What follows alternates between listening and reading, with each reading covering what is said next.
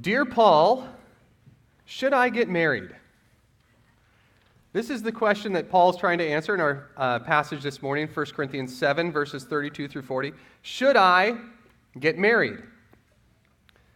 As some of you might recall from kind of our introductory messages on this series, 1 Corinthians, what we have in our Bibles, isn't a standalone letter, like something that Paul wrote up and randomly sent to this church in Greece. It is part of a correspondence.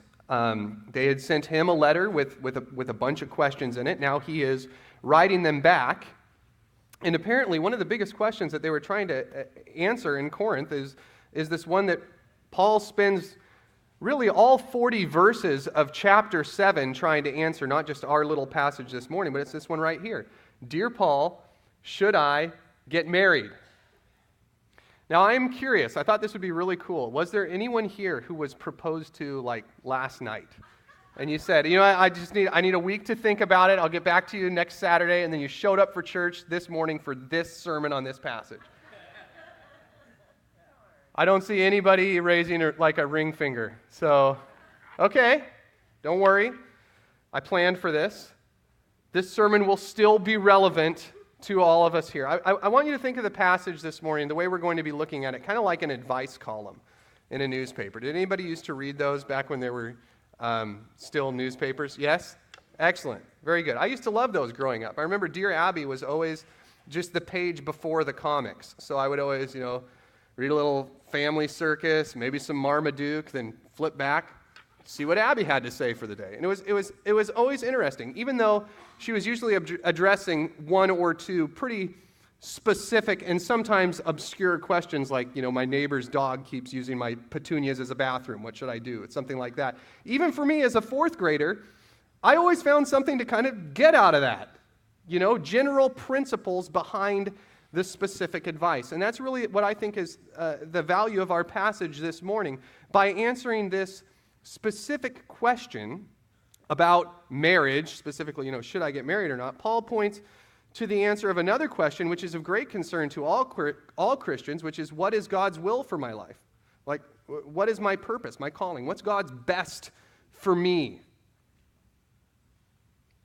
And I'll say from the get-go, we're not going to answer this question in its entirety. There's a ton that you could say about it, but the general principle that Paul emphasizes in this passage right here can get you a long way toward finding the right answer to this question. It can also help you avoid a lot of bad answers to that question, which honestly, if that's all you got out of this, that would be worth it today. In addition, this passage right here, 32 through 40, contains a number of theological side points that really we cannot miss before moving on to the next chapter in 1 Corinthians. It's actually how I labeled kind of the four main points that are in your handout there. They are the stuff you don't want to miss before we turn the page on 1 Corinthians 7, things that are in this little passage here, but also throughout the whole chapter, that this is a good week for us to emphasize those points. Bible scholars call these kind of points the contribution of a passage, or what does this particular text of Scripture emphasize in a way that we don't find exactly this way anywhere else in the Bible. So unique things it has to say. There's a number of these contributions in 1 Corinthians 7, and I'm going to try to highlight just 4 of them as we work our way through this. So I guess in a way, this is what I was telling my wife when I was going to practice this sermon on her, is that this sermon might kind of feel like a backyard barbecue buffet. You're walking down the line, you get like a scoop of beans, a couple ribs, a little barbecue sauce, Watergate salad. Does anyone know what that is? I had it for the first time last week. It was awesome. So you just get a little bit of all that, all under this general theme of the principle Paul lays out, which we'll touch on at the end. So, with that in mind, let us listen in on the advice of Paul to a question from Corinth. Dear Paul, I'm 28, the son of a merchant, and I'm engaged to be married to a lovely young woman named Ionia, third cousin on my mother's side. Anyway, we're both Christians, and when you were here, you taught us that we both belong to Jesus completely, body and spirit. You also taught that the present form of the world was passing away, meaning it's all going to end anyway, so we shouldn't get too caught up in stuff of this life, but focused on the next life, post-resurrection, serving Jesus, serving our neighbors, all of that. So, I guess my question is, should we get married, or should I call off the engagement? Sincerely, Courting in Corinth. Dear Courting in Corinth, verse 32, I want you to be free from anxieties. The married man is anxious about the things of the Lord, how to please the Lord. But the married man is anxious about worldly things, how to please his wife, and his interests are divided. And the unmarried or betrothed woman is anxious about the things of the Lord, how to be holy in body and spirit. But the married woman is anxious about worldly things, how to please her husband. I say this for your own benefit, not to lay any restraint on you, but to promote good order and to secure your undivided devotion to the Lord. If anyone thinks that he is not behaving properly toward his betrothed, if his passions are strong, and it has to be, let him do as he wishes. Let them marry. It is no sin. But whoever is firmly established in his heart, being under no necessity, but having his desire under control, and has determined this in his heart, to keep her as his betrothed, he will do well. So then, he who marries his betrothed does well, and he who refrains from marriage will do even better. A wife is bound to her husband as long as he lives. But if her husband dies, she is free to be married to whom she wishes, only in the Lord. Yet, in my judgment, she is happier if she remains as she is, and I think that I too have the Spirit of God. Sincerely, your brother, Paul. So, in essence, should I get married? Not if you can help it. Hey, is there something wacky going on here? I think we got to go back a few slides. Can you go back there, Dave? Keep going. I think, yep, keep going. Keep going, yeah. Hey, did everybody fill in those blanks? You could have gotten really far ahead. All right, there we go. All right, now, here we go. The first contribution of this passage here is the goodness of singleness. So you can go to the next one. Whoops. Things are going haywire. I'll just keep going. You guys can catch up when you can. But the goodness of singleness would be the first point in your note there, the first scoop from the barbecue buffet. And really what Paul is doing here, it's interesting. He is citing basic economics to make his point. It's like every person has finite energy, finite time, finite resources, and if you get married, well, you're going to have to devote a large portion of all of those finite things to your spouse, and then in all likelihood, children. So it's a well-known reality in the ancient world. There's actually a quote from the philosopher Epictetus from around the same time period, which he uses almost identical reasoning to Paul. This guy Epictetus, he was not a Christian, but like Paul, he was arguing that young men should seriously consider not getting married, and here's why. Hey, and there it is.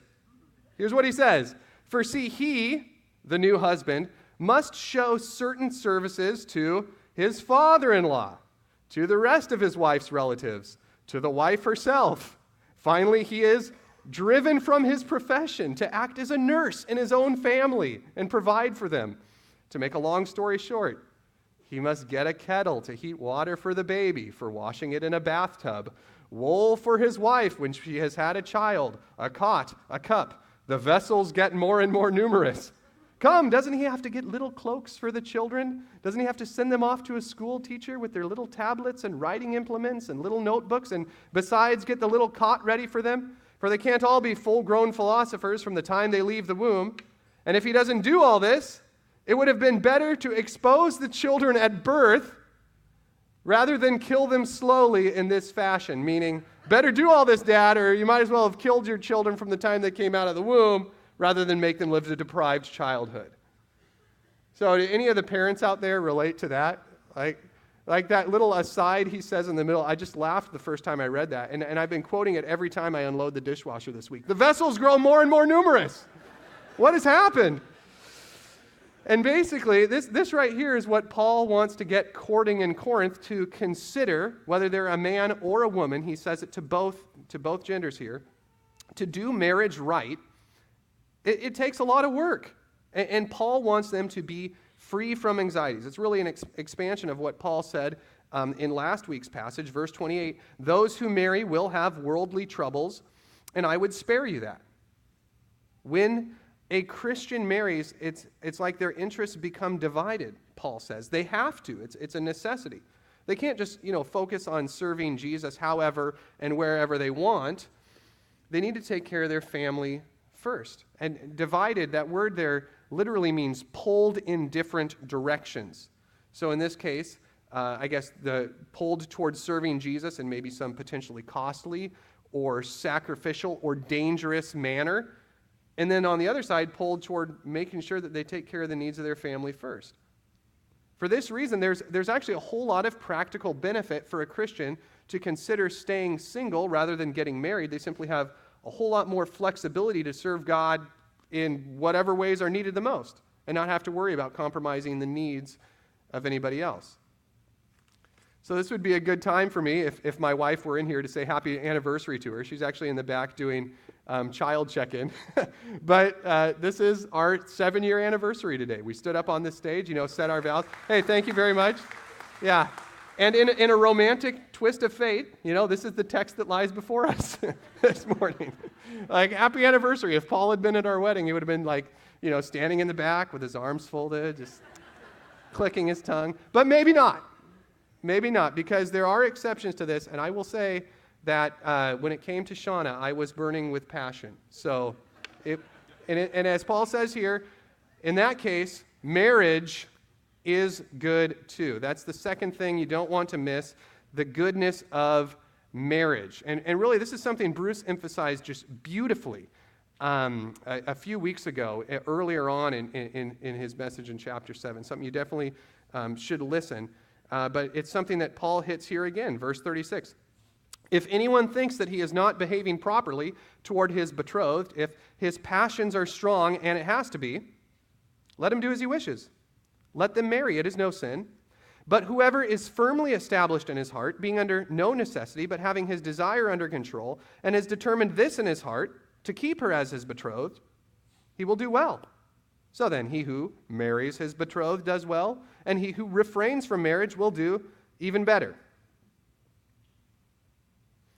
Now, I got to say here, it might have sounded pretty straightforward when I just read those verses just then, but when you get down to the Greek in this passage, this becomes, right here, this little chunk becomes one of the most difficult 3-verse sections to interpret in the entire letter. I'm not going to get into all the details, but it comes down to 3 words that can be pretty ambiguous. The words translated betrothed, anyone, passions are strong in this version right here. Betrothed is literally just virgin, not betrothed. So it could be a virgin that you're engaged to. It could also be a virgin who's your daughter, which is how the NASB translates it here. Anyone still packing the NASB? I think I see a lot of them in this church. Okay. Well, this is how the NASB translates these verses. But if any man thinks that he is acting unbecomingly, I think I have this on the slide if you go to the next one too. There we go. But if any man thinks he is acting unbecomingly toward his virgin daughter, if she is past her youth, and it must be so, let him do what he wishes. He does not sin. Let her marry. But he who stands firm in his heart, being under no constraint, but has authority over his own will, and has decided this in his own heart, to keep his own virgin daughter, he will do well. So then he who both gives his virgin daughter in marriage does well, and he who does not give her in marriage will do better. See how they take that?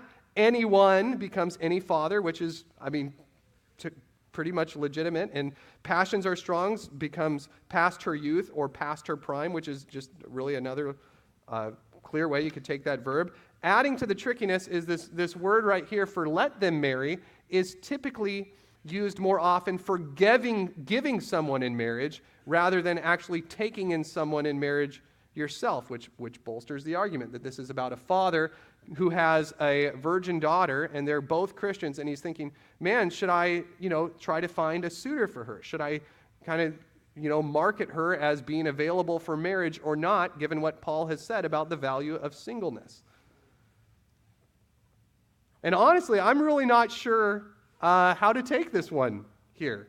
Probably, I think I lean toward the way the ESV takes it. That seems to fit better contextually with everything Paul has been saying in this letter so far. But linguistically, you can make a good case for both of them.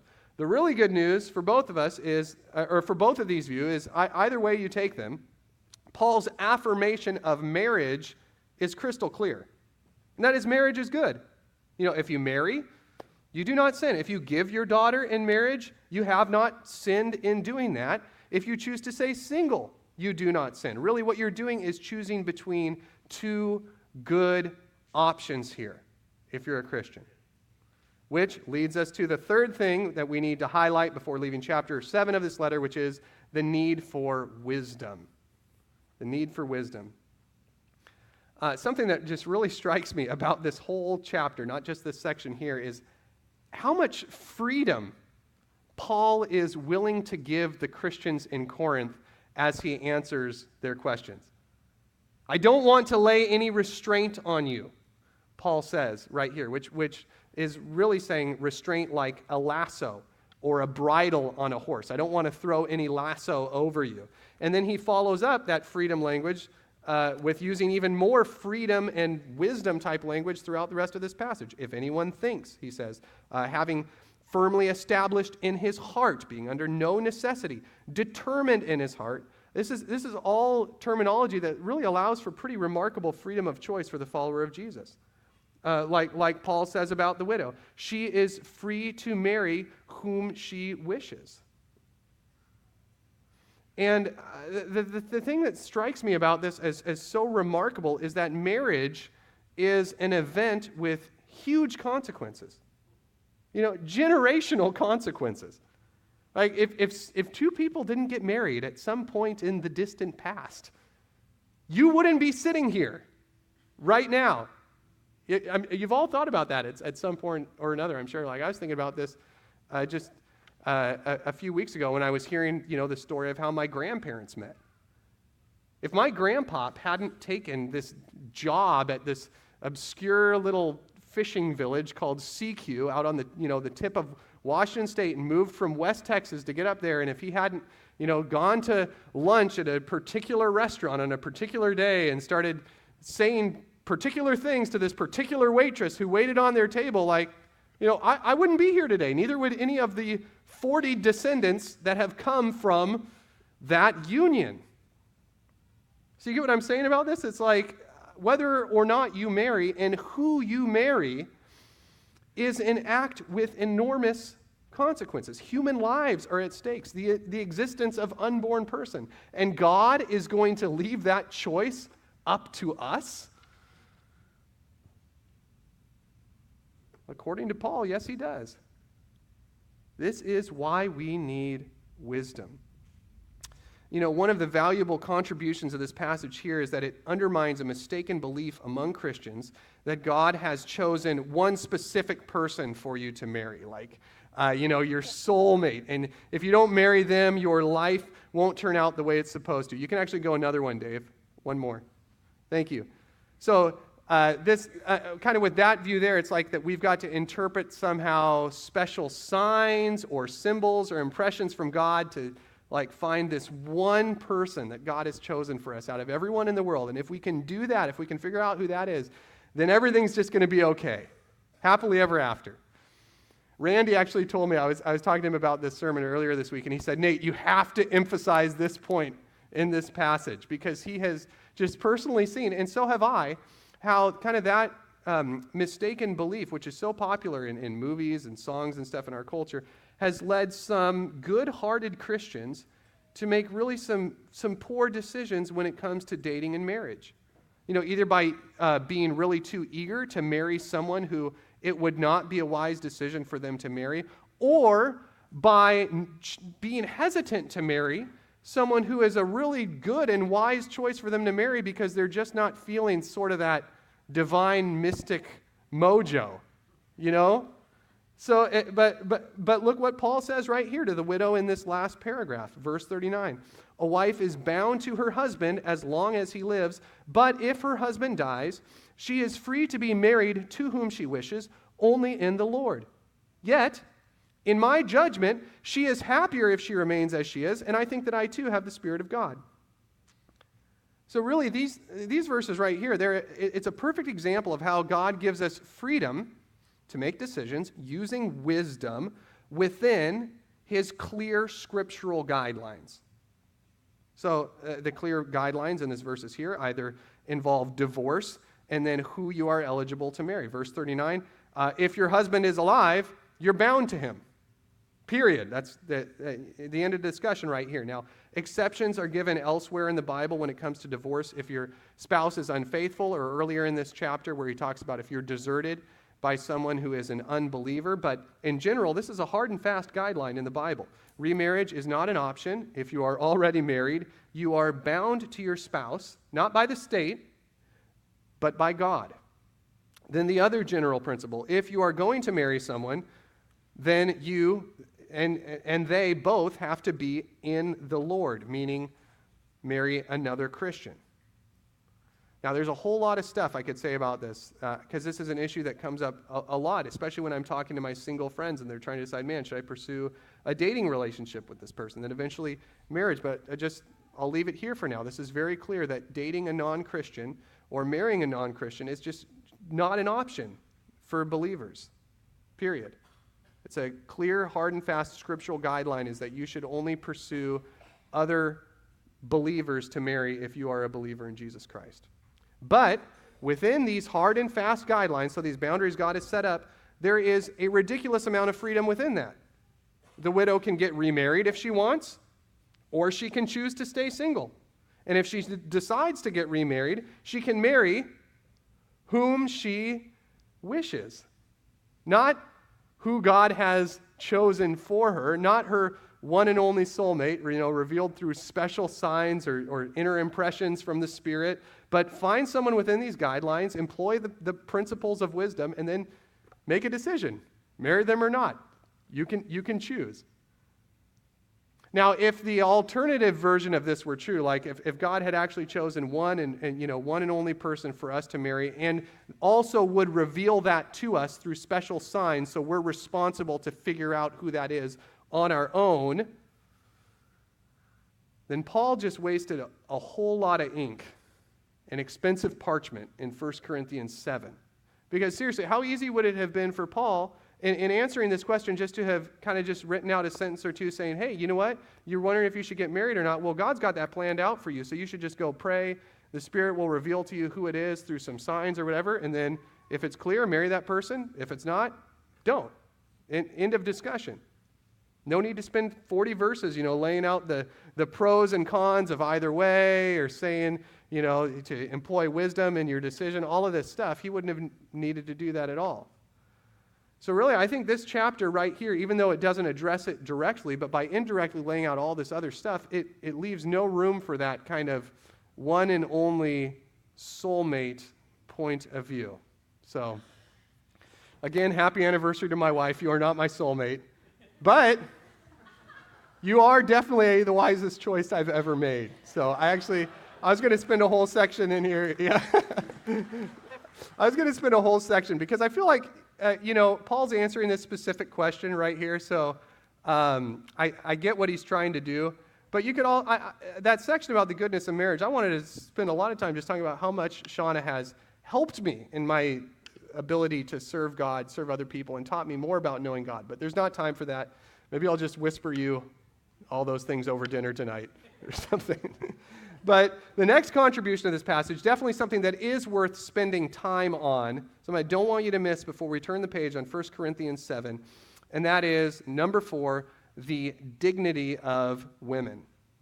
Okay, so I'm going to read to you a quote from George Bernard Shaw. He's the famous playwright, and he sums up what I would consider a common but negative view of the advice that Paul gives right here in 1 Corinthians 7. Here it is, quote, Paul's view of the case, that would be of marriage, inevitably led him to insist that a wife should rather be a slave than a partner.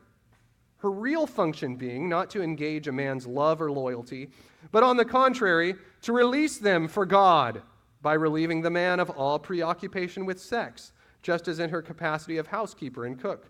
She relieves his preoccupation with hunger by the simple expedient of satisfying his appetite. This slavery also justifies itself pragmatically by working effectively, but it has made Paul the eternal enemy of woman. Have you ever heard anyone make this sort of argument before that, the Bible in general and Paul in particular is anti-woman? Well, Sarah Rudin is a scholar who takes major issues with Shaw's argument here. She's holds a PhD in classic literature from Harvard University, just really a top-level scholar when it comes to Roman culture. So she's looking at the Bible through that perspective of someone who's just immersed in Rome and ancient Rome and other non-biblical Roman literature. And then she looks at the Bible, and what she sees, she simply finds no basis for what Shaw says here about calling Paul the enemy of woman. In all of 1 Corinthians, chapter 7 in particular, Rudin sees Paul arguing for what she calls an outrageous equality between men and women. Outrageous because the world had never seen anything before like what Paul was saying right here, anywhere. She gives 4 ways in particular how 1 Corinthians 7 is liberating for women. 4 ways how what we read right here in these verses just really flies in the face of conventional Roman thinking when it came to women. The first of these is that Paul gives women the freedom to stay single if they want to. The unmarried woman, she's free to remain unmarried, Paul says in our passage. So is the widow. It's actually better if they do this, he writes, so they can focus on staying holy and serving others. I mean, this is groundbreaking advice in first century Rome. Back then, girls had no choice when it came to marriage and sexuality. And I say girls because the normal age for young women at this time was 14. And the average age of the man that they were marrying was around 30, oftentimes much older than that, particularly in the case of remarriage. As one Roman poet puts it, speaking kind of abstractly in this poem to a young girl who on her wedding night does not want to have sex with her much older husband. That's kind of the conceit behind this whole poem. He says this, "Your father and your mother, you must mind them. They own a part of your virginity. Your father's granted a third, your mother's granted a third. Only a third is yours. You are outvoted. They gave their rights to the son-in-law, your husband, with the dowry." So in essence, you got to do what your husband wants you to do. He now owns 2/3 of your virginity. What Paul does in this passage right here is he introduces some different math into the equation. To the unmarried, to the virgins, I say, all of your virginity belongs to Jesus. 3/3 of it. It all belongs to him. You were bought with a price. You belong to him. So if you want to get married, that's fine. If you don't want to get married, even better. You make the choice. And any choice you make is okay as long as it is done with the motive of wanting to serve Jesus. He really emphasizes this with his word to the widows at the end of the chapter. In my judgment, she is happier if she remains as she is, meaning remains unmarried. She's happier if she does this. That word happier right there, Rudin calls it the crescendo of Paul's discussion on marriage. It was a very loaded term for the Roman. It meant divine or divinely favored, lucky, blessed. It's actually the same word Jesus uses when he says, blessed are the pure in spirit, blessed are the poor, all of those things. That word right there, happy. And to a Roman, that represented the good life, the fullness of life that every Roman wanted to achieve to get to that state. And right here, in a word to the widows, Paul is saying that this kind of life, this fullness of life, this ideal life for a Roman, can be found by a woman apart from marriage because she finds that life in Jesus, not in a husband. That right there is theological and sociological dynamite. All right. The second way that this passage is radically pro-woman is that in it, Paul presents women as having value beyond their ability to produce children. So the whole reason that virginity among Roman girls was so jealously guarded by the Roman parents, that whole, we own 2/3 sort of thing, was that daughters were primarily valued, actually almost exclusively valued in a lot of cases, for their potential ability to produce grandchildren and heirs to the family legacy. That was it. And Roman husbands valued their wives for the same reason, not out of love or sexual desire. They could find that with their numerous mistresses or prostitutes or slaves, but they valued their wives for their ability to control their access to their wife and to ensure that they produced legitimate heirs for them and them alone. That was the purpose of a wife. As Rudin paraphrases the thinking among Roman men, she writes, "You must marry a very, very young, very sheltered girl and make sure that she never took it into her head that she was there for anything besides childbearing. Celibacy by free choice seemed to mean that the generations could stop at the whim of inexperienced young people, which would just be a terrifying prospect for these heir and legacy-obsessed Roman husbands and grandparents. But maybe shockingly even for all of us, is that not even once in all of 1 Corinthians 7, these 40 verses all discussing marriage and singleness and all this, not once does Paul bring up the responsibility of women to produce children. Isn't that weird? Doesn't that seem like somewhere in this discussion that like children should come up? If that is really a woman's primary purpose, is just to produce children? Well, not once does it come up. And in fact, Paul says it's just fine, maybe even better in many cases, for women to remain single, a state in which they certainly won't produce children. So, I think the message here is clear that a woman's dignity does not consist in what she produces or could potentially produce, children or not, but their dignity consists in who loves them and who has bought them, Jesus, the King. If they have children, that's wonderful. Paul says this in another letter. He makes it really clear that being a mother is a fine and worthy vocation for a Christian woman. But so is not being a mother. So is simply staying a virgin or staying a widow and serving God through your gifts and abilities that don't involve children in any way at all. Your worth is determined through your union with Christ, nothing else. Not your fertility, certainly, which would be an enormously liberating concept for Roman women at the time. Third way that this chapter highlights the dignity of women, in that in it, Paul clearly affirms the legitimacy of female sexual desire. According to Paul, the woman has just as much right to sexual fulfillment as a man does, and her husband is obligated by God to give it to her. Unheard of in the ancient world for someone to say something like this. Female sexual desire in the Roman eyes was seen as something dangerous and out of control, like something to be stifled at all costs. Like Rudin says, female sexuality was under a regime of zero tolerance. She says this in a quote, "Women were by nature wild, lustful, and depraved," according to the Romans. Their families had to keep them under guard and make all their major choices for them. Their husbands had to keep them pregnant, and the whole society had to stifle their individuality and self-expression because any thought or energy at their disposal was likely to create lewd adventures leading to chaos and violence. And then Rudin goes on to cite just example after example of exactly what she said there, how women were seen this way. And I would read you some of these examples from their poems and their literature, but they're not church appropriate. It's exactly what she says here. Female sexual desire was seen as something dangerous, out of control, something that at all costs must be stifled, certainly not gratified or encouraged. So how radical and profound it must have sounded to the ears of these Romans when Paul writes that sexual fulfillment is a wife's right, a legal word for what she is owed, and that the husband is, quote, obligated to give her those rights as an act of obedience to Jesus. As Rudin sums it up in 1 Corinthians 7, Paul comes up with something altogether new.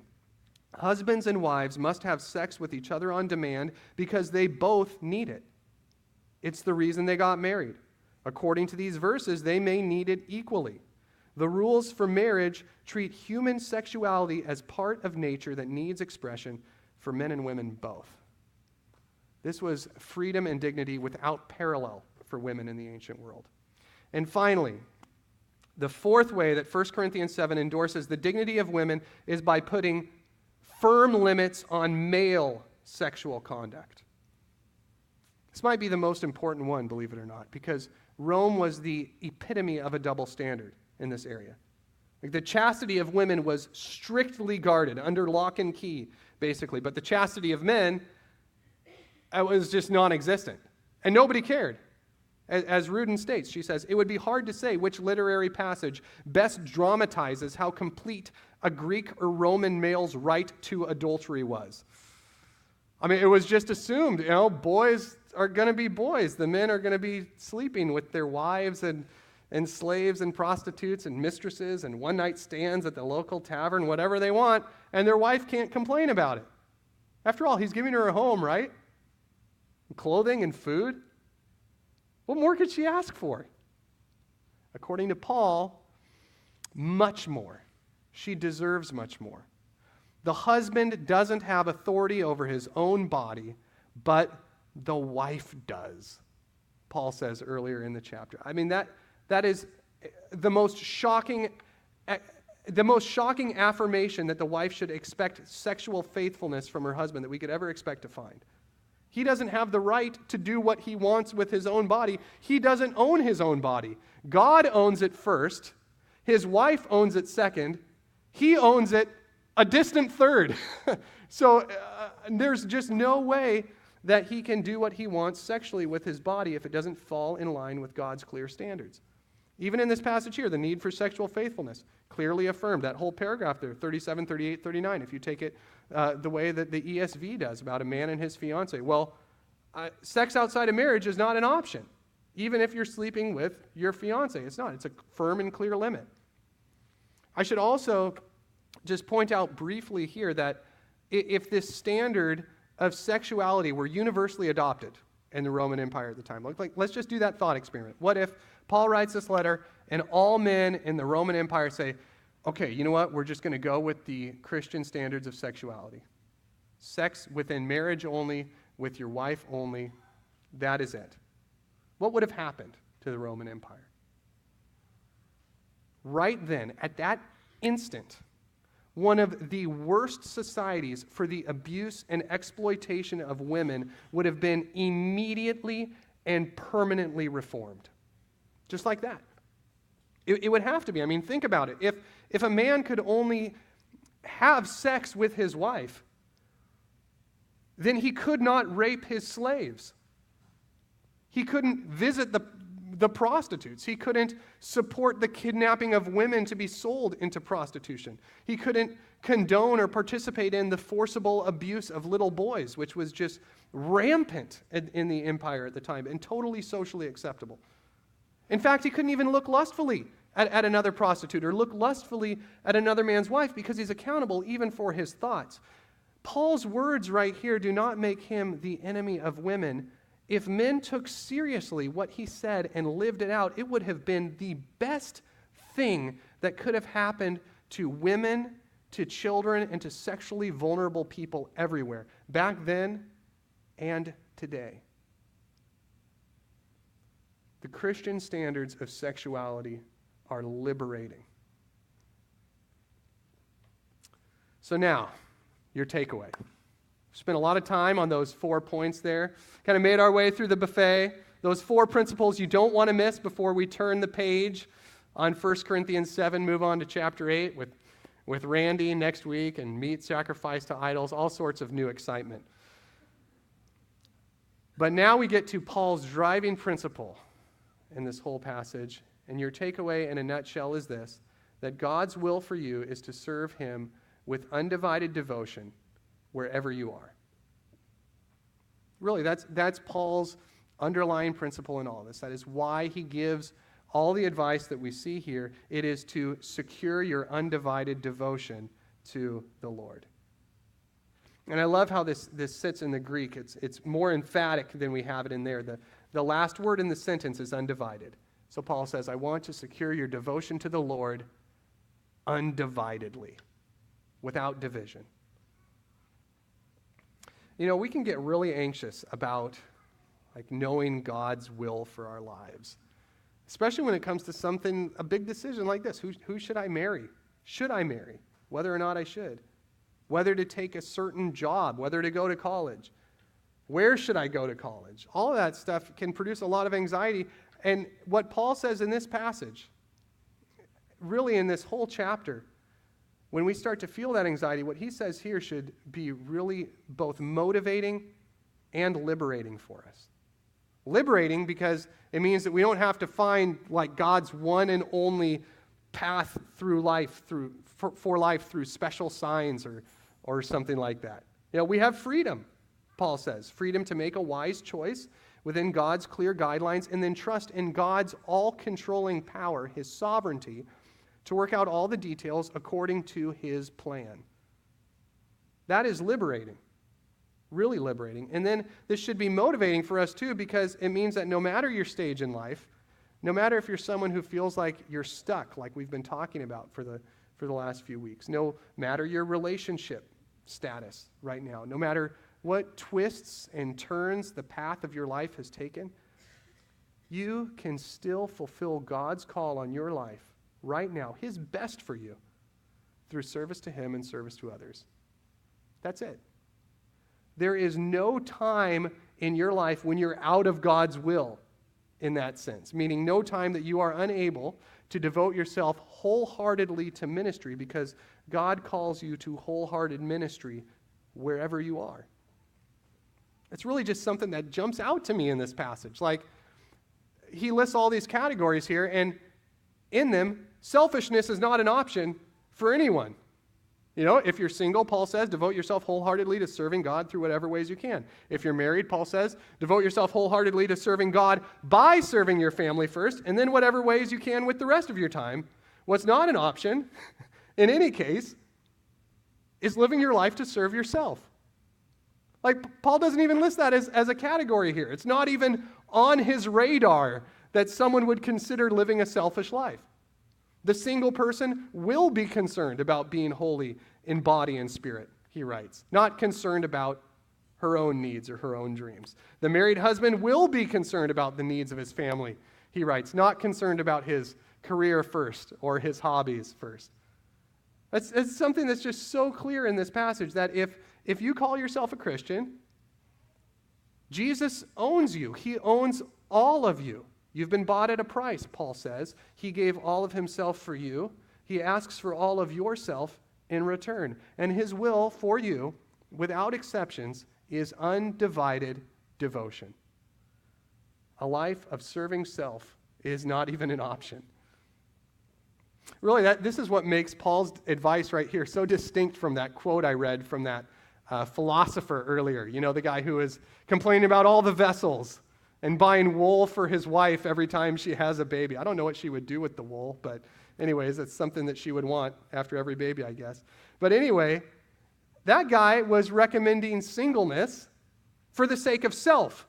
Hey, listen to my advice, all you young men. Don't get married because you are not going to be able to live your life the way that you want to live it. Trust me, a lot easier if you just stay a bachelor. That was his advice in a nutshell. Well, Paul is saying something totally different in that regard. Paul is recommending singleness for the sake of service, not singleness for the sake of self, so that you can have more time and flexibility and energy and cash, all just to lay at the feet of Jesus, not to use at your own disposal.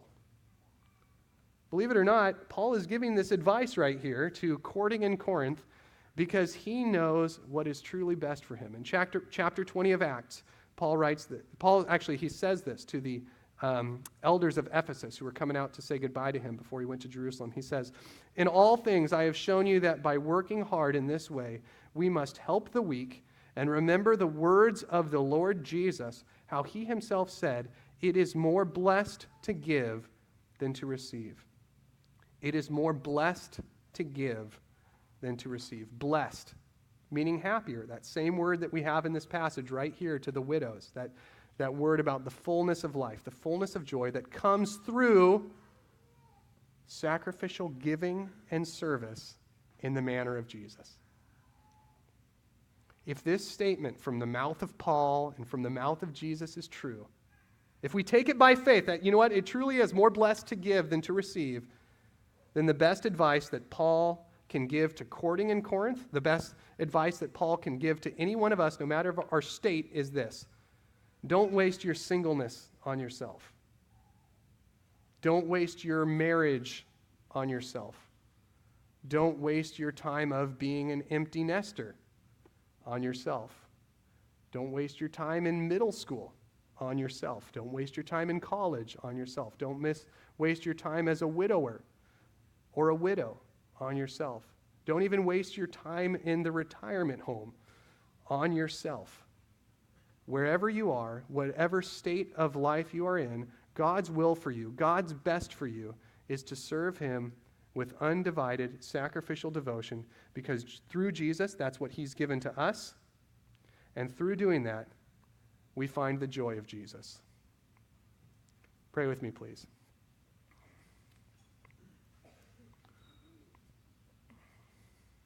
Thank you, Father, for all that you've given to us.